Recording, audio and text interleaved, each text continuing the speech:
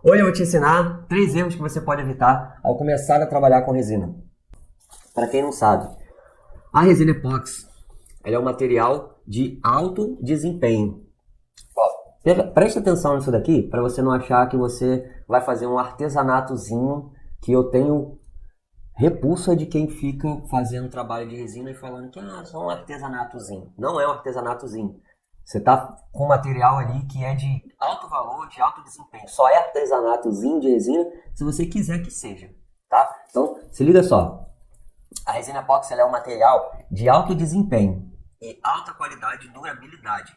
É um material que você dá martelada, ele não quebra. Você joga fogo, ele não pega fogo, tá? É material que você utiliza para forrar piso de saguão de aeroporto, onde passam milhares de pessoas todos os dias. É um material que você coloca no piso de fábrica, onde anda empilhadeira, com um monte de caixa em cima, pesando mais de 1.000 quilos.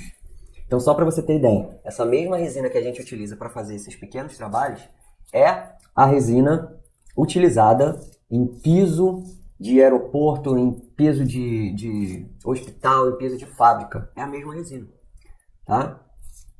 E ela sofre interferência do tempo o tempo todo quando você está fazendo a aplicação. Então você precisa saber as condições ideais para ela ter essa qualidade e essa durabilidade e essa resistência. Não é fazendo de qualquer jeito, aplicando de qualquer jeito, que ela vai se tornar um material com essas qualidades.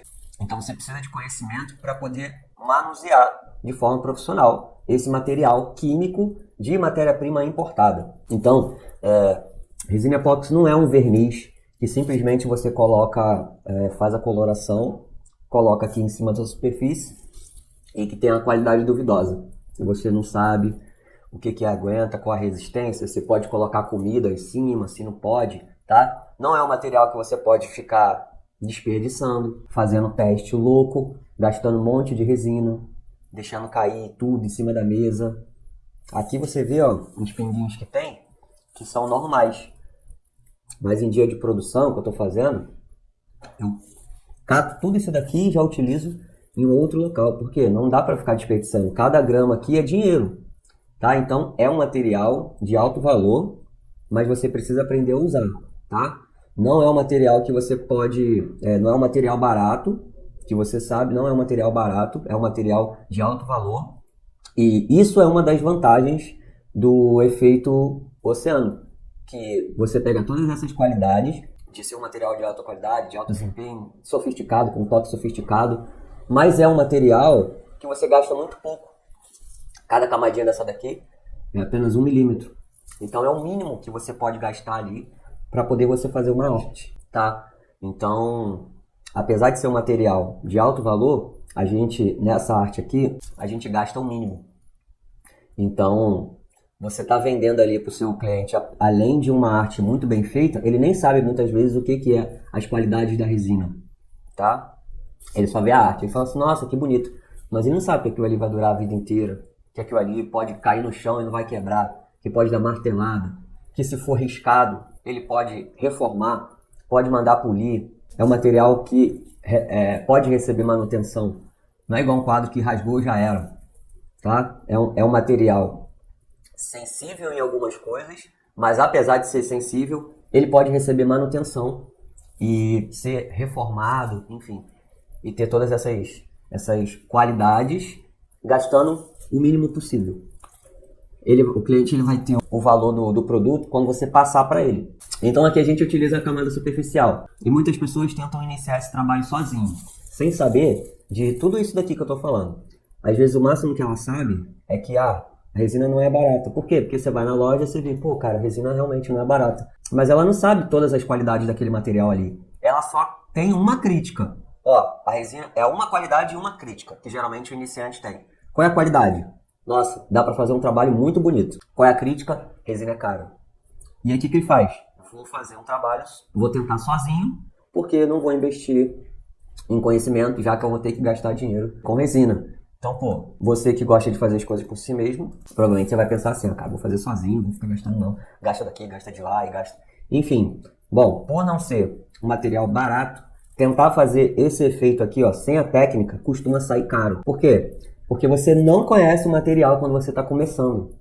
Lembra que eu falei? Todas as qualidades. Além dessas qualidades, tem as informações técnicas que você precisa saber para poder lidar com esse material. Por quê? Porque é um material químico. É 100% químico, um endurecedor químico. Se você olhar aqui no endurecedor, tem muito, vou falar isso porque tem muita gente que fala de resina caseira aí na internet. Fala, aqui, resina caseira. E aí fica enganando o pessoal, dizendo que dá para fazer resina caseira. Na verdade, não é resina caseira porcaria nenhuma. Olha aqui, ó. Quando você, ó, não, eu vou falar aqui, mas você não vai ficar, nossa, que absurdo. Tá escrito aqui, ó, aminas corrosivas líquidas ou poliaminas corrosivas líquidas. Tem material aqui, ó, perigo. Material químico, prevenções. Não pode entrar em contato com a pele, não pode entrar em contato com os olhos. Então, é um material químico. E aí, a pessoa vai, começa a manusear, não sabe nem os EPIs que precisa, mas além disso, ela não conhece como que esse material aqui reage na temperatura ambiente, como que ela reage na umidade, como que ela reage no calor, no frio, como que ela reage de acordo com diferentes quantidades de endurecedores, como que ela reage em diferentes aplicações em camadas superficiais na madeira, no vidro, na porcelana, em molde de silicone, em diferentes espessuras. Então, a resina ela reage o tempo todo de acordo com dezenas de variáveis. E geralmente quem inicia sozinho não conhece nenhuma dessas variáveis. O que ele conhece? É um material bonito e é um material caro. E aí ele começa a tentar fazer esse tipo de arte. Desperdiça material por não conhecer as informações técnicas para fazer essa arte. Eu não estou falando nem informação técnica química, tá? Porque a gente não precisa estudar química para fazer isso daqui. Mas não conhece a informação técnica para fazer essa arte aqui. Você sabia que para fazer esse tipo de efeito aqui, se está frio, é uma metodologia, você tem que fazer de um determinado jeito, e se tá calor é do outro? Você sabia que se tiver chovendo, não fica com esse brilho aqui, fica opaco? Você sabia que se tiver calor, você tem geralmente, muito calor, 35 graus, você geralmente tem 20 minutos no máximo para você misturar, 20, 25 minutos no máximo, para você misturar a resina, colocar todas as cores, colocar em cima da tábua, fazer todo o efeito, utilizar o soprador, porque senão a resina engrossa e já era, você perde trabalho? Você sabia que se tiver 17 graus, a resina ela pode nem curar, ela fica mole. E ela demora muito mais tempo a secar e ela pode ficar a peça mole para sempre e depois não tem mais como ficar dura. Então esses são alguns dos problemas que as pessoas que não conhecem profundamente o trabalho que elas vão fazer, elas passam. Além de outros problemas superficiais, de aparecer furo, de aparecer buraco do nada, da resina ser repelida pelo óleo. Enfim, são muitas coisas que acontecem quando você tenta fazer sozinho e aí você acaba desperdiçando o material porque a peça fica ruim, não cura, fica mole a resina, ou fica muito dura, ou seca antes do tempo, ou ferve e a pessoa fica desesperada falando que parece que está pegando fogo, que a resina dentro do copo, ela pode ferver também. E começa a sair um monte de fumaça, bate o desespero, tá? Então, geralmente quem começa sozinho passa por dezenas de problemas e entra o desespero. Por quê? Porque o dinheiro está indo embora. O dinheiro está indo embora e acaba que você desanima, né? E se você conhece os principais problemas que podem acontecer na resina, você vai fazer os trabalhos com qualidade profissional e vai gastar menos dinheiro com reparo, tá? Agora, precisa conhecer muito de resina? Precisa saber informação técnica, química? Por exemplo, informação, o que é uma amina corrosiva? Não precisa saber. O que é uma poliamina? Não precisa saber para você fazer. O que você precisa saber? Informações de segurança para você se proteger, informações técnicas referentes ao trabalho que você vai fazer, basicamente, tá? Informações de segurança e informações técnicas. Você não precisa se aprofundar quimicamente nesse material aqui, beleza? Então, se você não era um bom aluno em química, cara, pode ficar tranquilo que você não vai sofrer no mundo da resina porque você não gostava de química, beleza? Inclusive, falando de química, tem a peça aqui que a gente fez o acabamento ontem. Eu não posso tocar muito nela.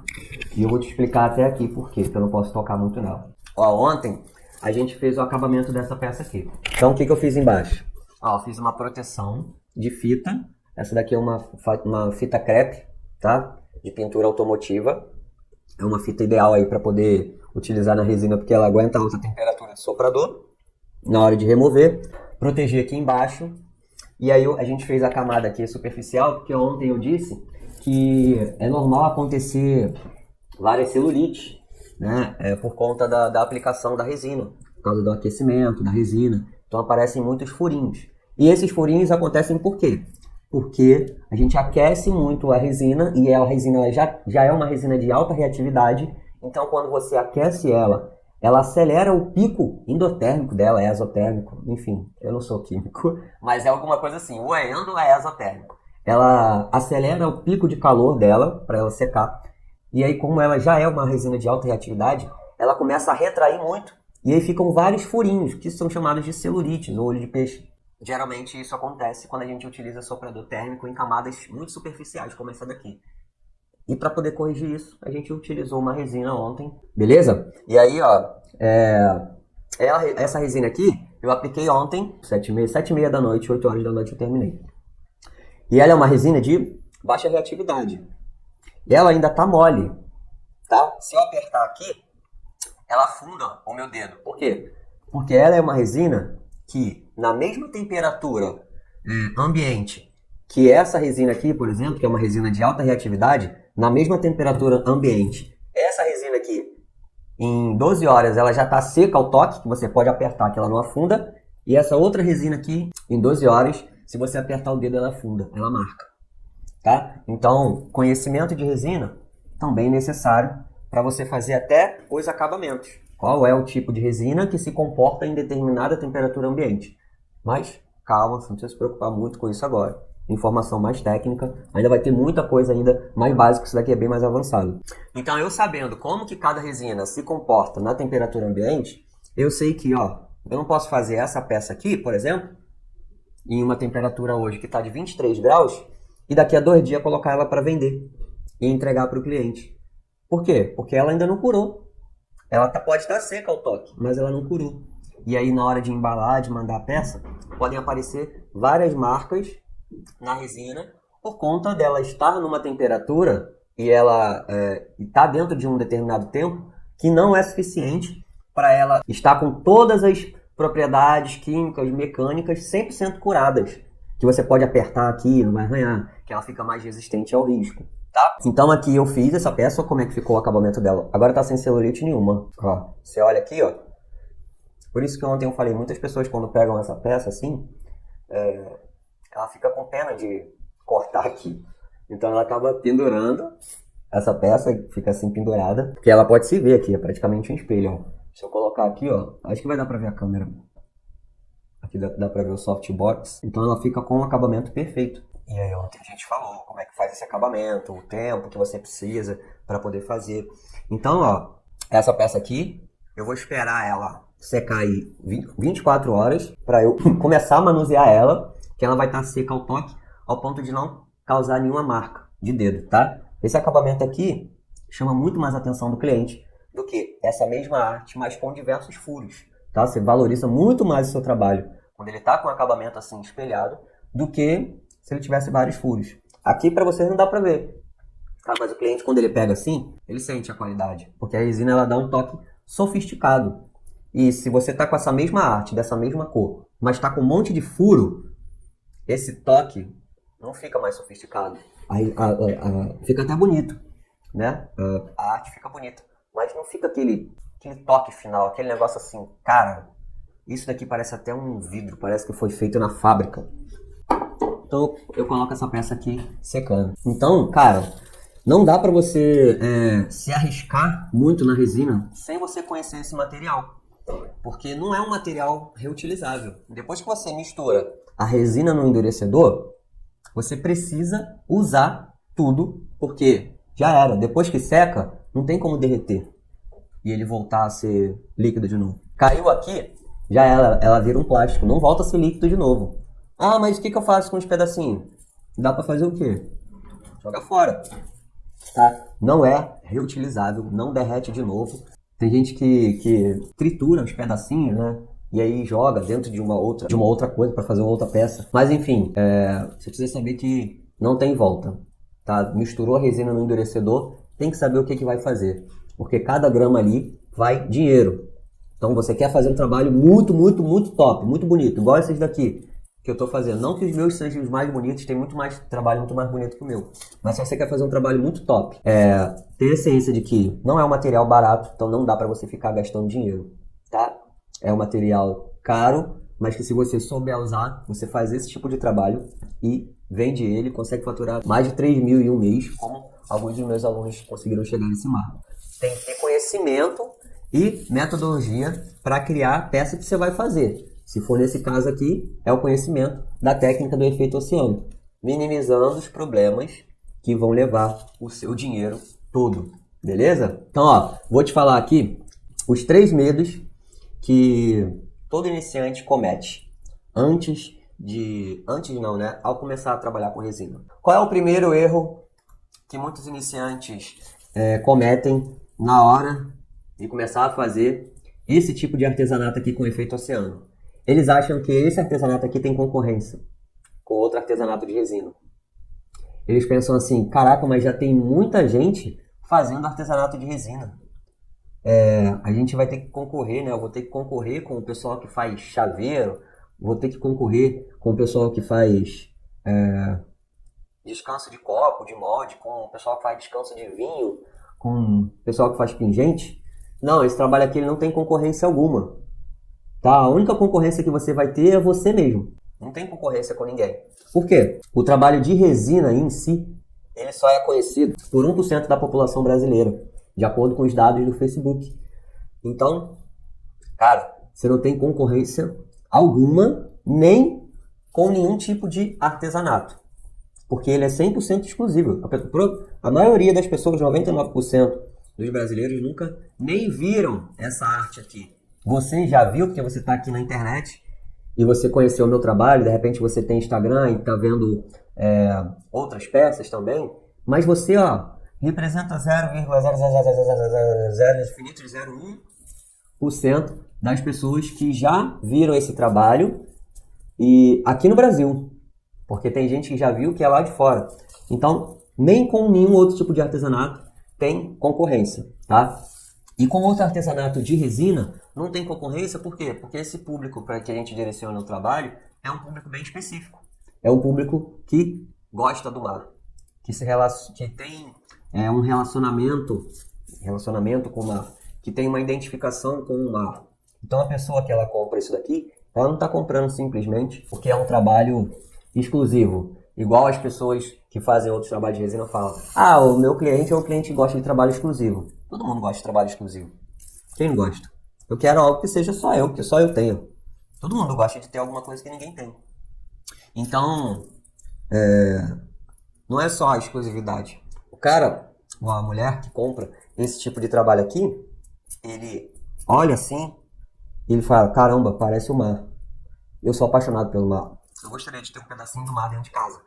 Quer ver a prova disso? Vai lá nos meus depoimentos, no podcast que eu tenho, salvo no YouTube, no playlist, e vê o que os alunos falam quando eles vendem as peças para as pessoas. Vê o que as pessoas falam para eles. Nossa, agora eu tenho um pedaço do mar dentro de casa. Nossa, como é lindo, parece o mar, é perfeito. Nossa, eu queria ter um pedacinho do mar dentro de casa. É isso que o cliente fala. Então, não tem concorrência com outros tipos de artesanato, porque é um artesanato feito para quem é apaixonado pelo mar. Seja uma pessoa que mora no centro do Brasil ou seja uma pessoa que mora no litoral. Então, o primeiro erro é achar que tem concorrência com outro artesanato. Efeito Oceano não tem concorrência com nenhum artesanato e não vai ter nem daqui nos próximos 10 anos. Porque até isso daqui ser conhecido como, por exemplo, o crochê é conhecido por todo mundo, cara, vai levar muitos anos.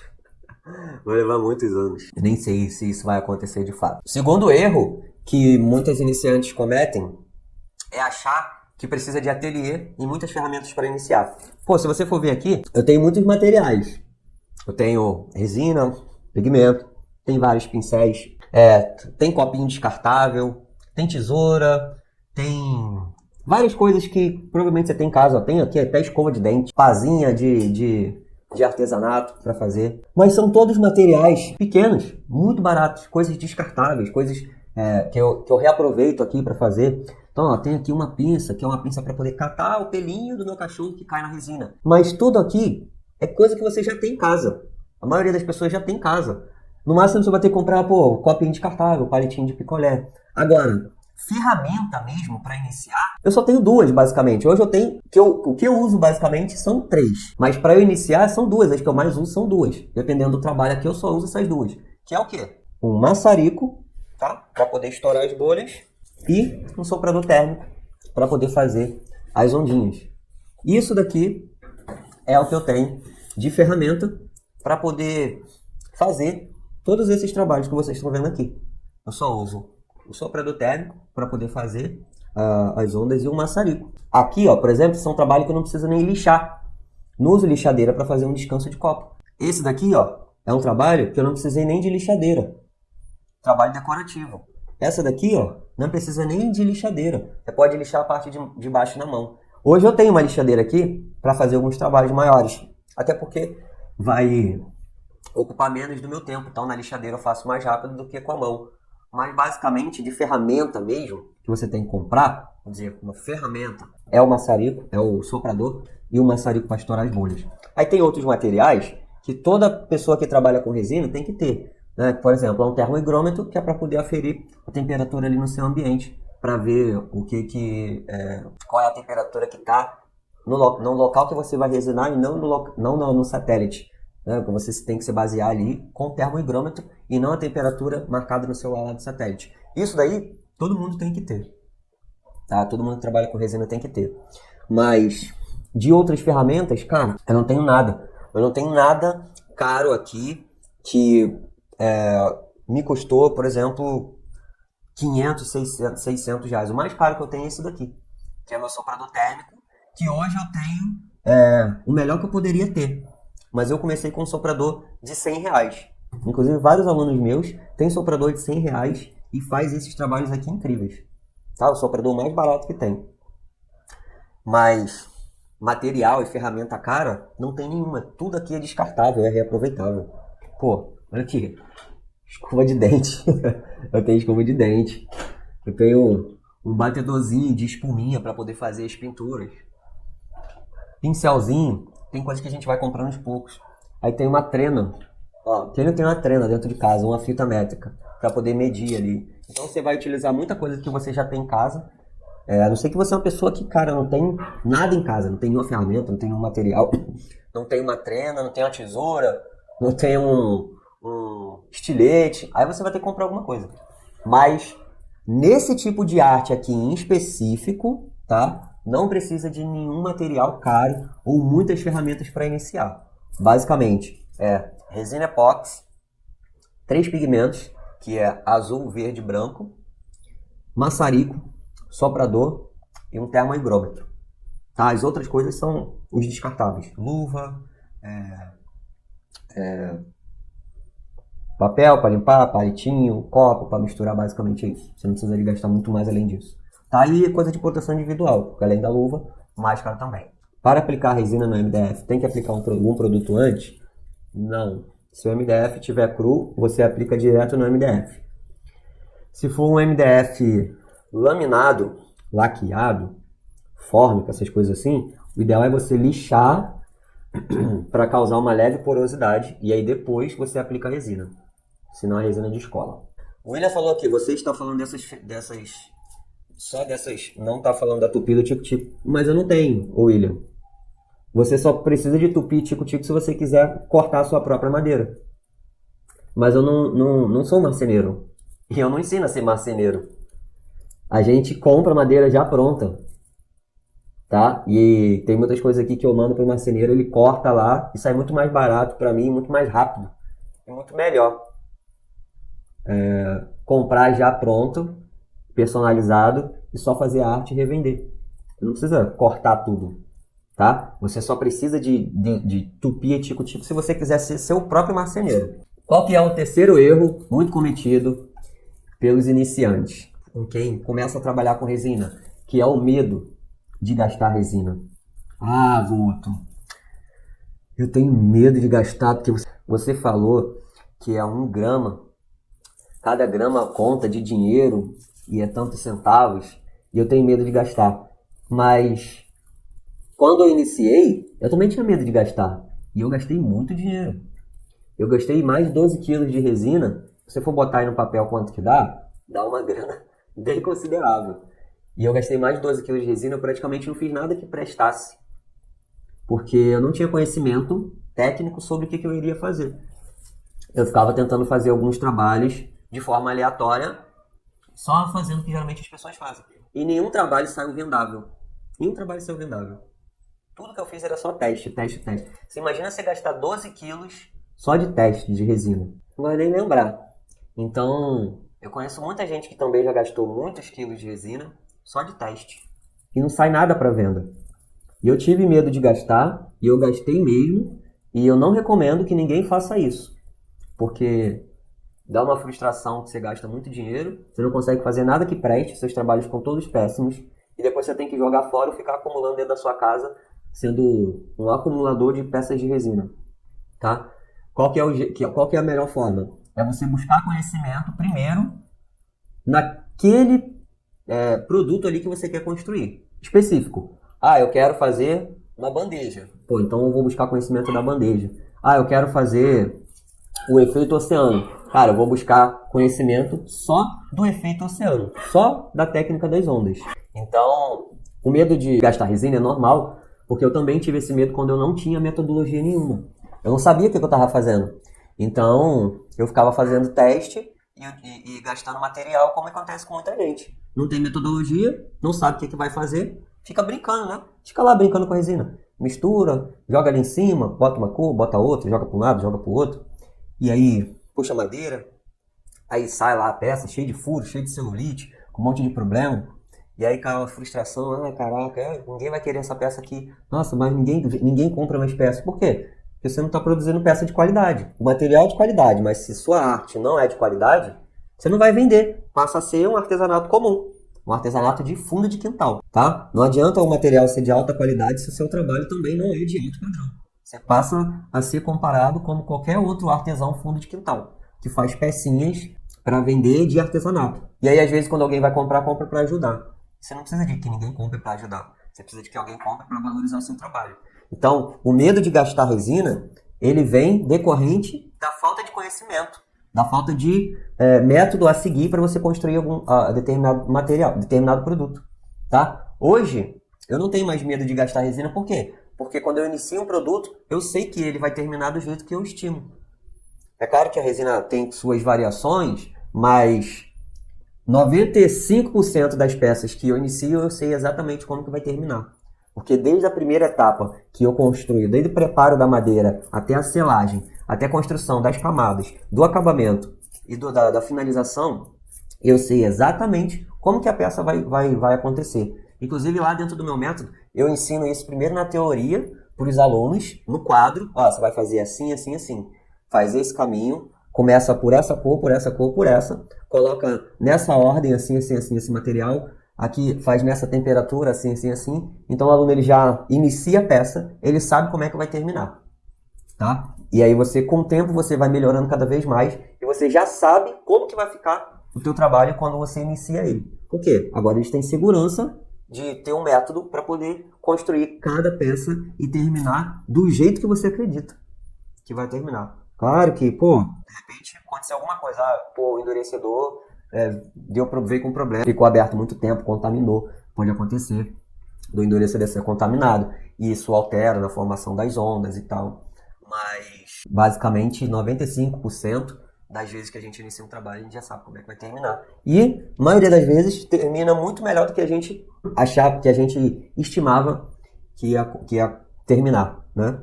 A maioria das vezes você fica surpreso de quanto bonito ficou. Por exemplo, essa tábua aqui, eu já imaginava que ia ficar mais ou menos assim. Mas, ainda assim, eu fiquei surpreso por conta do que ficou. Porque, ela ficou com um efeito aéreo, parecendo, cara, Maragogi, Arraial do Cabo. Então, ficou bem melhor do que eu esperava que iria ficar. A preocupação que eu tenho agora de gastar resina é mínima. Inclusive, quando eu vou fazer, se eu for pegar uma encomenda grande, eu já sei exatamente quanto que eu vou gastar de resina. Eu calculo antes e aí eu já passo para o cliente exatamente quanto que vai ficar o valor. Inclusive com uma estimativa de quanto que eu posso desperdiçar ali em um determinado erro que acontecer, já está tudo incluído. Beleza? Então esse medo de gastar resina é por falta de conhecimento mesmo, por falta de você ter uma metodologia para seguir. E quando você vai começar sozinho, isso é normal, você vai dar cabeçada e você vai gastar resina, não tem como fugir disso, tá? Começou sozinho, cara, vai fazer o mesmo caminho que eu fiz, vai dar cabeçada e tá tudo bem. Você pode dar cabeçada, você pode começar sozinho. Não tô falando que você tem que fazer, você tem que fazer o curso com o Gutenberg. Não, você não precisa fazer o curso comigo, não. Eu só tô falando que é normal você gastar resina. Não acho que você vai iniciar as primeiras peças que vão ficar lindas só porque o material é bonito, não. O Elivan falou aqui, ó, Gutenberg, mora no Nordeste, clima quente o ano todo, frio para nós, são 30 graus. Eu imagino. Que tipo de resina você trabalha para tipos de bandeja? Então, Elivan, o ideal é você trabalhar com resina nos horários de temperatura mais amena, que é o quê? De manhã, né? Porque ou de madrugada lá para meia-noite, mas a casa ainda, tua casa provavelmente não esfriou ainda, né? Lá para meia-noite, por conta do calor. Então o horário que ela vai estar mais fresquinha aí é de manhã. 6 horas da manhã, 5h30 da manhã. É o horário que o sol ainda não começou, a maçarica ainda não está ligado para poder começar a esquentar a casa. Então, é o que eu recomendo para os meus alunos, trabalhar nos horários mais ou menos. E a resina que você vai utilizar para fazer bandeja pode ser resina de alta viscosidade, de média viscosidade ou até de baixa. Eu prefiro de alta viscosidade, tá? Bandeja, os trabalhos que eu faço em superfície, a resina que eu mais gosto de utilizar é a resina de alta viscosidade. Então, essa é uma resina boa para você fazer o efeito mar nas bandejas, tá? Semana passada eu vendi uma bandeja dessa que estava aqui, que eu nem iria vender, eu tinha feito para o curso, mas aí eu falei, quer saber? Vou botar para vender, porque era um trabalho sempre demonstrativo, né? Uma bandeja bem grandona, assim, de 60 centímetros, e ela foi feita em MDF e coberta 100% de resina, uma bandeja de café da manhã com pegadores de aço escovado. E, pô, ficou muito bonito. Aí eu vendi ela a R$250. E a pessoa, ela nem vê que tem MDF ali. Pra ela é uma bandeja maciça de resina, porque ela é 100% coberta de resina.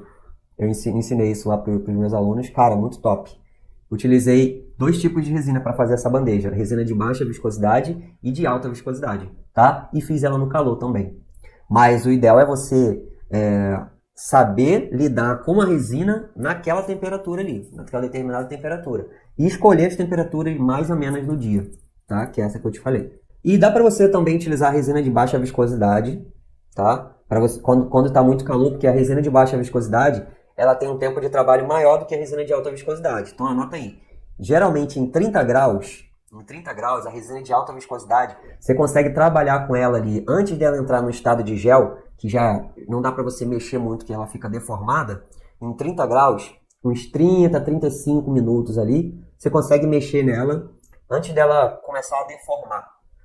E em 30 graus, essa resina de baixa viscosidade, a mais líquida, ela seca bem mais devagar. Então você consegue ali uns 45, 50 minutos, até mais de tempo de trabalho para resina de baixa viscosidade. Então dá para você utilizar esses 2 tipos de resina, tá? Se você tem ar-condicionado aí dá para você trabalhar dentro do ar-condicionado. Aí é o ideal, né? Para temperatura muito quente. Aqui, eu trabalhei 2 anos praticamente sem ar-condicionado. E foi isso que me fez criar toda a metodologia para poder o aluno que mora no Nordeste conseguir fazer o mesmo trabalho que eu faço e o aluno que mora no Rio Grande do Sul conseguir fazer o mesmo trabalho. Por conta das variações de temperatura, né? Então, estava no frio, eu criei uma metodologia para o frio e no calor, uma metodologia para o calor. Então, dá para trabalhar em diferentes temperaturas com a resina, com a mesma resina. Né? Mas hoje eu utilizo o ar-condicionado aqui. Então, se tiver 36 graus lá fora, eu não fico mais aqui, que aqui, quando tá 36 lá fora, aqui faz 34. Mas eu não passo mais perrengue, não. Eu boto o ar-condicionado aqui e boto na minha temperatura que eu mais fico relaxado aí, que é 23 graus, 24 graus, e eu faço de boa. Beleza, Marujados? Grande abraço para todos e até a próxima.